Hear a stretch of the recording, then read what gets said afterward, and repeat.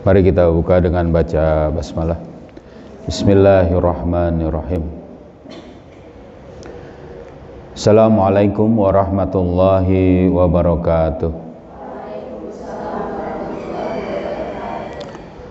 Alhamdulillah, nahmaduhu wa nasta'inuhu wa nastaghfiruh wa na'udzu billahi min syururi anfusina wa min sayyiati a'malina. May yahdihillahu fala mudilla lahu wa may yudlilhu fala hadiyalah. Asyhadu an la ilaha illallah wahdahu la syarikalah wa asyhadu anna Muhammadan abduhu wa rasuluhu la nabiyya ba'da. Allahumma shalli ala sayidina Muhammad wa ala ali sayidina Muhammad. Rabbi israh li sadri wa yassir li amri wahlul 'uqdatam min lisani yafqahu qawli. Amma ba'du.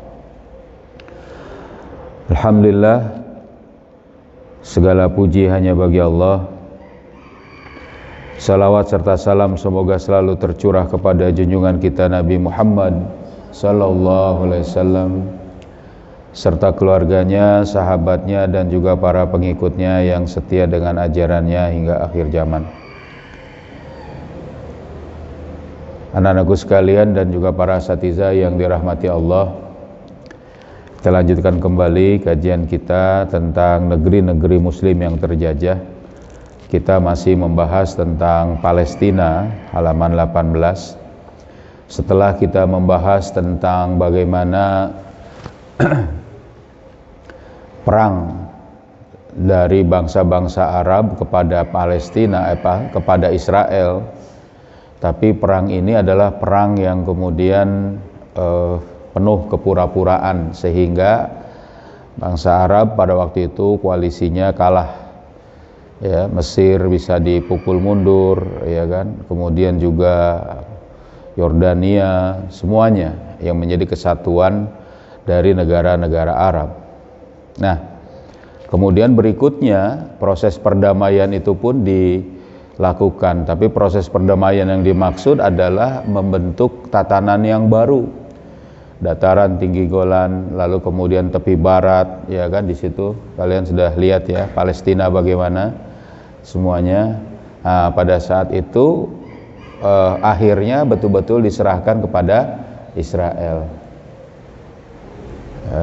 Kitabnya ada semua belum? Kurang ya? Ibu nggak ada? Ya udah, nanti kita ini lagi. Nah, berikutnya di sini ya kan kita akan bahas ya, berikutnya itu ada peran Mesir ya. Peran Mesir yaitu adalah sebagai langkah masuk dari Amerika. Nah, di sini dikatakan usai proses perdamaian dengan Mesir, peranan Amerika di kawasan tersebut semakin meningkat. Nah, jadi Amerika menggunakan tangan Mesir. Amerika ini kadang memang gitu, menggunakan siapa yang menjadi sekutunya, siapa yang menjadi kaki tangannya. Kayak macam yang terbaru AUKUS, perjanjian AUKUS itu Amerika menggunakan tangan Australia. Walaupun Australia ini adalah anteknya Inggris, tetapi dia digunakan oleh Amerika untuk menghadang Cina. Nah, ini yang terbaru sekarang kawasan. Kemarin Presiden negeri ini ngomong bahwa ini harus menurunkan ketegangan kawasan, karena memang sekarang ini perpolitikan internasional itu sedang dalam kondisi yang mereka boleh dibilang ya agak tegang. Tapi ya tadi, karena manuver Amerika menggunakan banyak negara untuk apa? Meluluskan kepentingannya.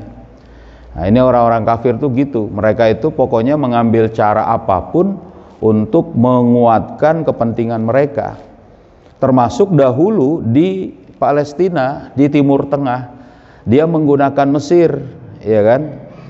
Nah, dan aksi berikutnya beralih ke front di utara.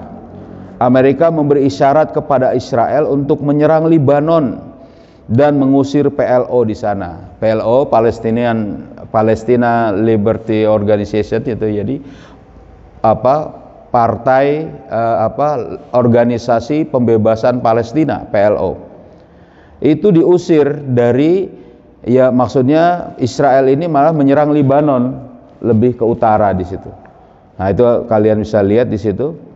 pada tahun 1982 pecah perang. Nah, jadi ini baru kemarin, ini belum lama, ya kan? Israel menyerang Lebanon dan memaksa Arafat, waktu itu pemimpin Palestina, Yasser Arafat, untuk meninggalkan Lebanon. Di bawah tekanan militer Israel dan tekanan diplomatik Amerika, Yasser Arafat hengkang dan berangkat ke Tunisia. Jadi pindah ke Tunisia. Mana Tunisia? Di Afrika Utara. Ya, daerah Afrika Utara. Kalian harus tahu tuh, Afrika Utara. Berangkat dia ke sana, ke Afrika Utara, ke Tunisia.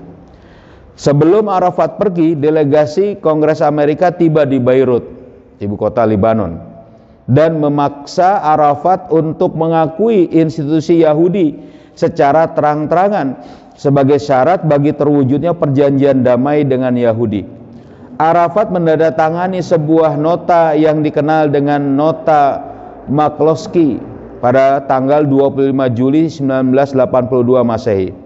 Saat itu Arafat berkomentar bahwa dia ngomong nih, sekarang PLO benar-benar mengakui eksistensi Israel. Gimana ceritanya ini? Jadi PLO malah mengakui Israel. Artinya sebenarnya sudah nyerah kalah gitu loh, intinya gitu. Nah, lalu salah seorang anggota Kongres Amerika yaitu McCloskey membacakan nota tersebut di hadapan para wartawan dengan dihadiri oleh Arafat. Yasser Arafat telah menandatangani nota tersebut dalam kedudukannya sebagai pemimpin PLO, sekaligus menyatakan bahwa PLO menerima seluruh keputusan PBB berkenaan dengan permasalahan Palestina.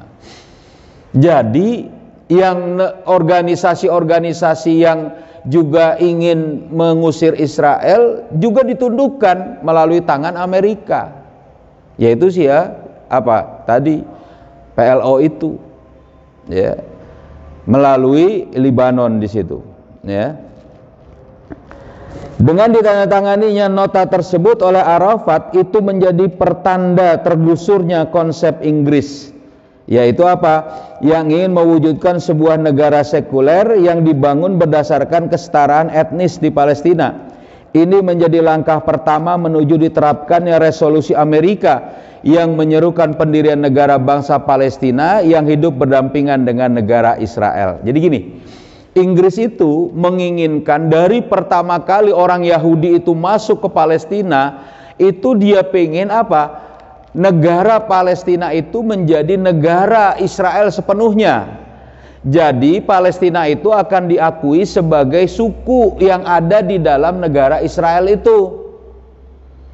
Jadi multi etnis, di situ ada orang Arab yaitu orang Palestina, ada orang Druz, ada orang Lebanon, ada orang Yahudi dalam satu negara Israel. Itu yang ingin dilakukan oleh Inggris. Tapi kalau seperti itu berarti ini langkah Inggris untuk melakukannya menjadi mulus dikalau misalnya pemimpin Israel dan juga pemimpin Palestina mengakui, menerima. Jadi Palestina itu dihapus dari peta dunia menjadi satu peta saja, yaitu negara Israel. Sedangkan Amerika ini seolah-olah menjadi keren. Gimana? Dia pingin di dalam negara Israel itu ada wilayah-wilayah yang menjadi negara Palestina, yaitu tepi barat dan jalur Gaza. Tepi barat itu yang membelah sebelah sini ke bawah, lebih ke bawah, jalur Gaza kepada sebelah atas, dekat terusan Suez dengan Mesir. Nah, dekat situ. Kecil wilayahnya, kecil sekali. Nah, disitulah kemudian ada negara Palestina yang kata mereka menjadi negara yang berdampingan dengan Israel. Padahal negara Palestina secara hukum umum, hukum yang ada dalam konteks seluruh perpolitikan dunia, nggak dianggap negara. Kenapa? Dua hal di situ. Pertama, keamanannya tidak di tangan orang Palestina. Keamanan kawasan wilayah Palestina yang kata mereka itu negara Palestina, itu adalah keamanannya di tangan Israel. Nggak punya tentara, nggak punya perbatasan wilayah mana ini wilayah yang jelas. Buktinya sampai sekarang wilayah-wilayah tepi barat, ya kan, wilayah-wilayah Palestina itu terus digusur oleh Israel dan nggak punya itu bagaimana posisi ketentaraan tadi. Dan juga tidak seluruh hukum yang diterapkan dalam wilayah Palestina adalah berdasarkan otoritas kepemimpinan dan rakyat Palestina, enggak. Harus senantiasa mengikuti bagaimana arahan Israel dan Amerika, juga termasuk Inggris. Jadi sebenarnya itu negara pura-pura, ya kan? Negara yang cuma sebatas nama. Ada presidennya, ada pemimpinnya, ya kan? Ya kan? Dan lalu ada pemilihan umumnya misalnya. Ada pemilihan mereka, padahal keamanan tidak di tangan mereka, dan juga tadi ketentuan hukum tidak mereka laksanakan berdasarkan aspirasi mereka. Tapi ini terjadi. Yang Amerika menginginkan ada dua negara itu. Nah, ini kan nih, ya. Di mana ini? Di Palestina itu. Kalian lihat di situ. Ya. Langkah kedua dilakukan pada pertemuan Majelis Nasional Palestina yang berlangsung di Aljazair pada bulan Oktober tahun 1988. Ya. Yang diadakan sebelum pertemuan PBB di Jenewa pada bulan Desember 1988 Masehi. Dalam kedua pertemuan itu, Arafat berpidato bahwa konsep satu negara Palestina yang mencakup seluruh tanah bersejarah Palestina telah berakhir. Jadi sebenarnya ini juga kekalahan Inggris. Inggris tidak bisa menerapkan satu wilayah negara menjadi milik Israel.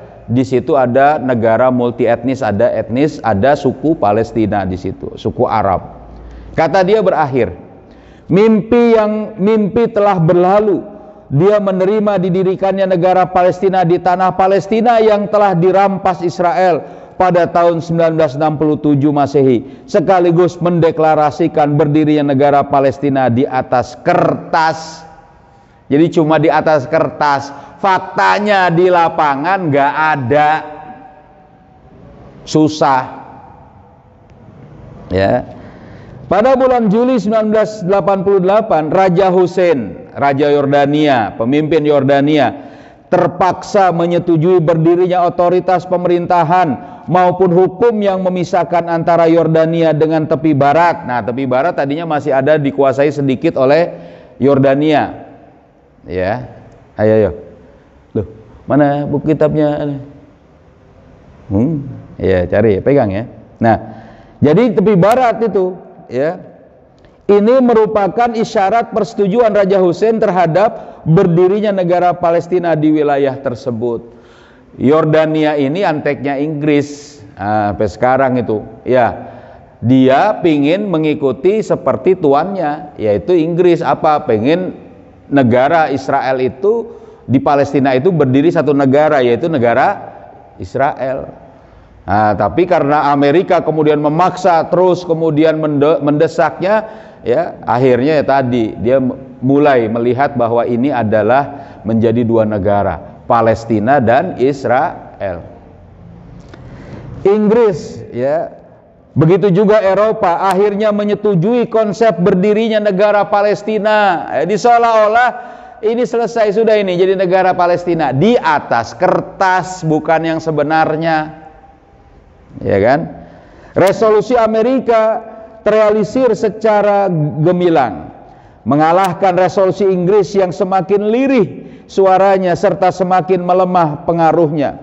Namun sebagian pengikut Gaddafi, ya, Muammar Gaddafi di Libya, ya, pemimpin pemerintahan Libya pada awal abad 21 menyatakan bahwa penyelesaian krisis Palestina adalah dengan model resolusi Inggris yang lama, yaitu didirikannya sebuah negara di Palestina, baik untuk bangsa Arab maupun Yahudi. Nah, ini dia seperti ngomong dulu tuh, Muammar Gaddafi.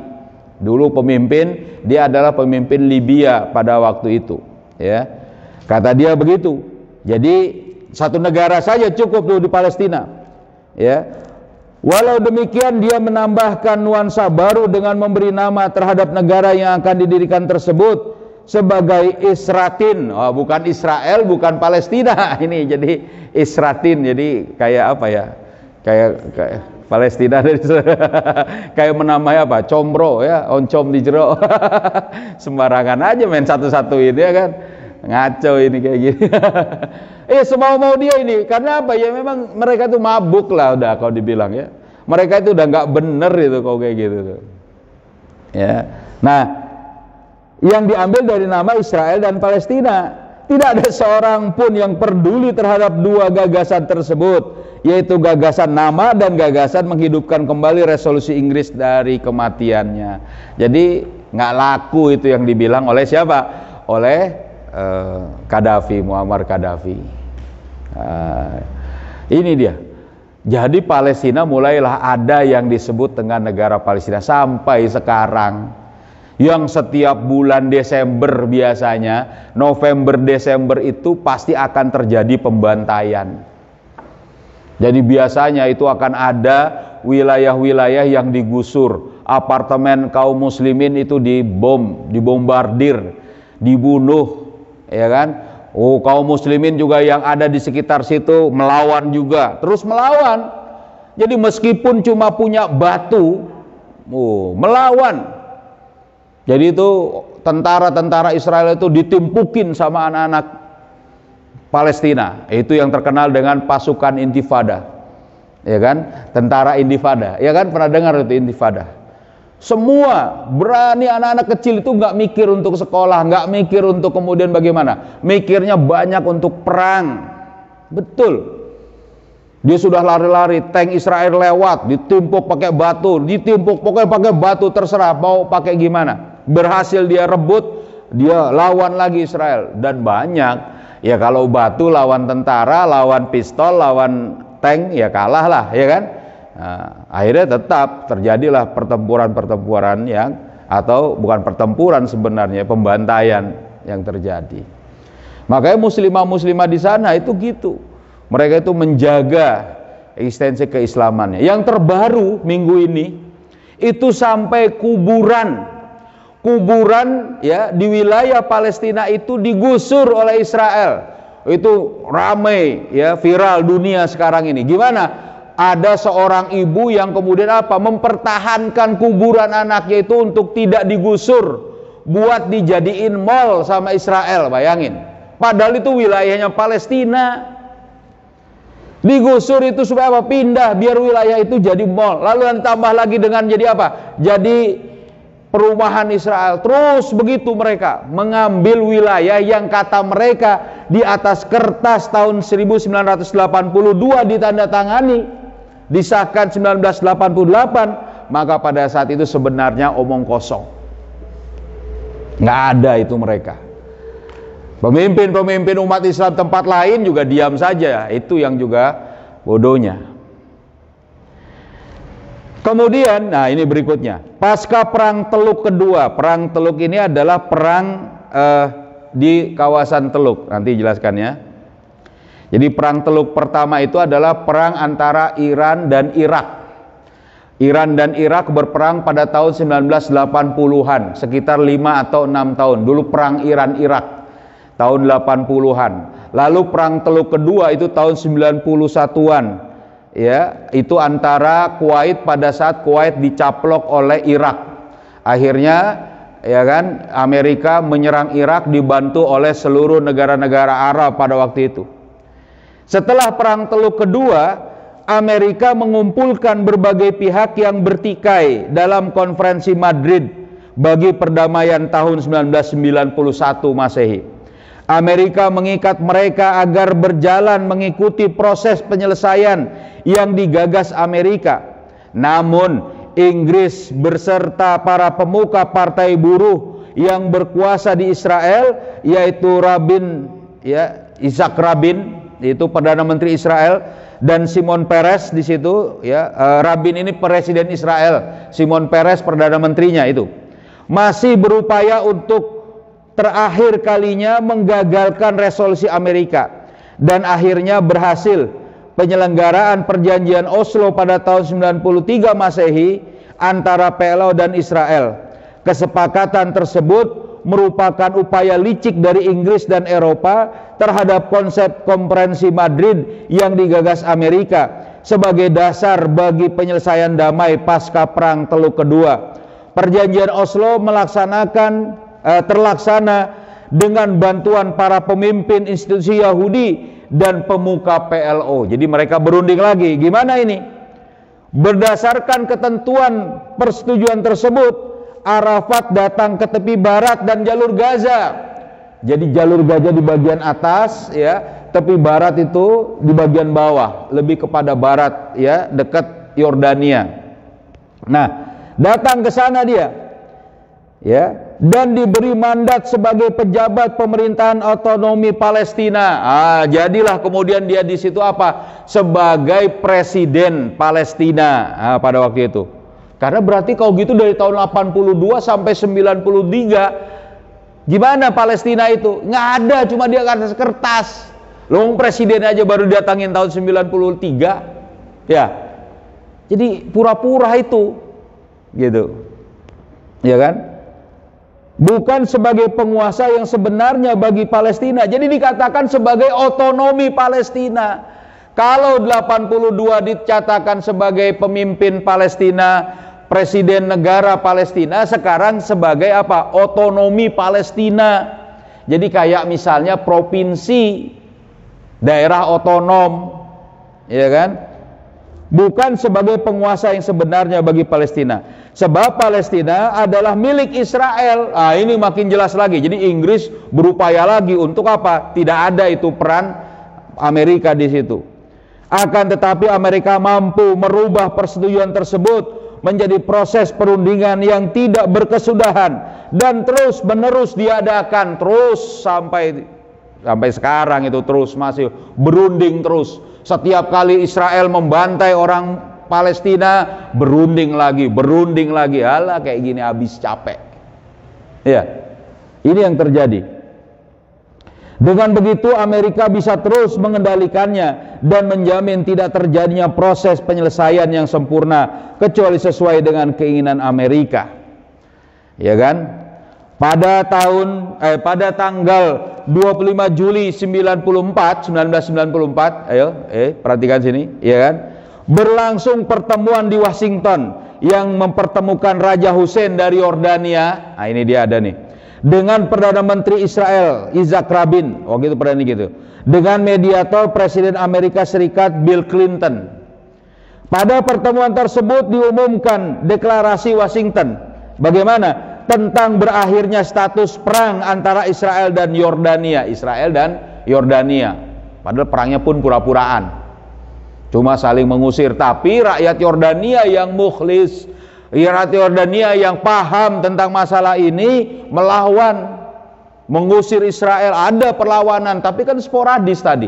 Mau pakai batu, dapat batu. Mau pakai pistol buatan, pakai pistol buatan. Mau pakai bom panci. Itu bom panci di sana tuh ceritanya tuh dulu. Bikin dari panci itu bikin bom. Semua molotov dan sebagainya dia buat. Pokoknya ngelawan mereka. Tapi kemudian pada tahun itu selesai peperangan antara Yordania dengan Israel.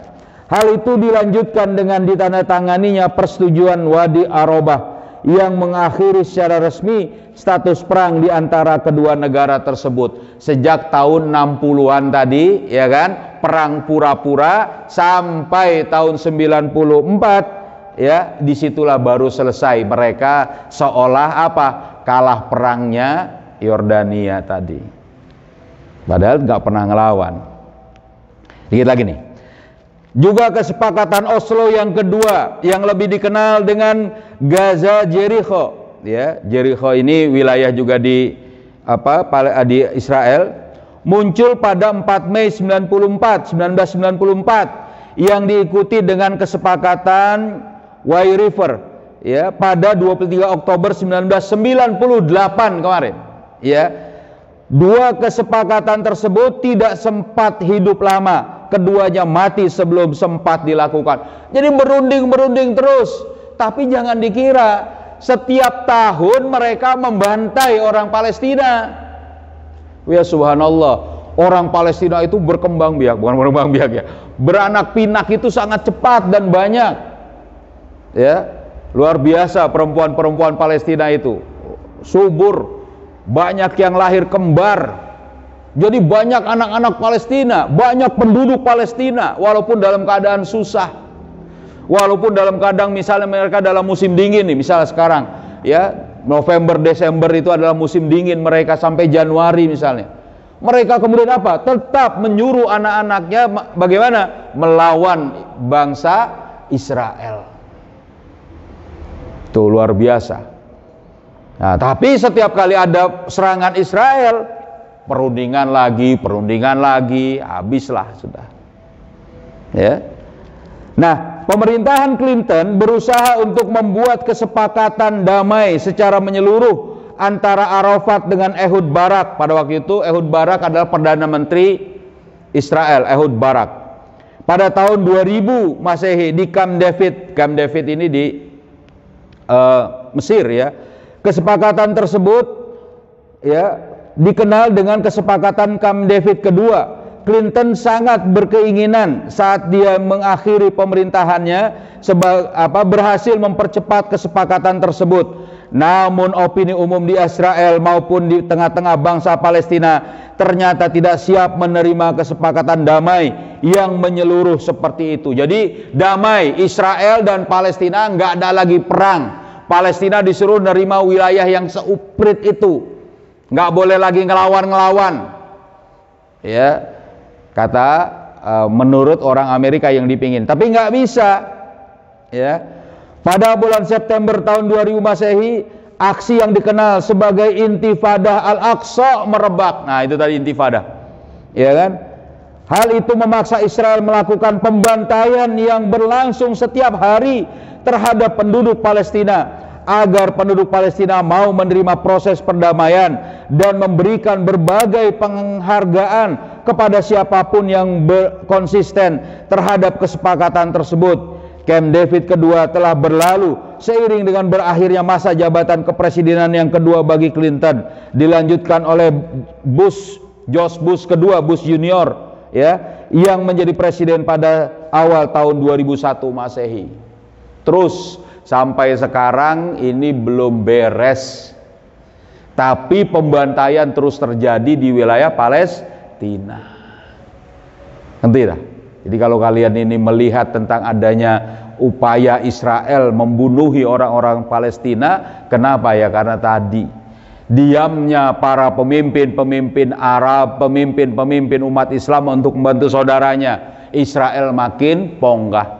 Juga tadi ya, jadi berantakan gara-gara Israel ini gimana? Palestina ini gimana? Ya tadi dipaksa, dan dipaksa orang Palestina mengakui Israel. Jadi ada orang merebut rumah kaum muslimin, rumahnya direbut, tiba-tiba orang itu cuma ngasih apa? Gudang, garasi buat orang itu tinggal. Tetangganya malah bilang ya sudah itu damai boleh, padahal itu rumah si pemilik rumah itu yang tinggal di gudang. Kasihan. Ya. Nah, ini tetangganya nggak benar, ya kan? Nah, musuhnya ini kejam. Nah, ini tentang bangsa, tentang Palestina masih terus ya. Lalu bagaimana nanti dalam pemerintahan George Bush kedua ini? Nah, ini kita bahas nanti insya Allah pekan depan. Masih banyak ya. Jadi ini harus kita paham nih tentang bagaimana Palestina itu sendiri harusnya ditempatkan, di solusi-solusinya dan sebagainya. Ya. Ada yang mau disampaikan? Tanyakan. Nah, banyak waktu kita sekarang. Nah, ada? Nggak ada? Cukup ya? Iya. Kalau tidak ada, ya mari kita tutup dengan sama membaca surat Al-Asr. Ya. Bismillahirrahmanirrahim. Wal asri innal insana lafi khusrin illa alladzina amanu wa amilus solihati wa tawasau bil haqqi wa tawasau bis sabr. Subhanakallahumma wa bihamdika asyhadu an la ilaha illa anta astaghfiruka wa atubu ilaik. Assalamualaikum warahmatullahi wabarakatuh. Allahumma salli ala sayyidina Muhammadin tibbil qulubi wa dawaiha wa afiyatil abadani wa shifaiha wa nuril absari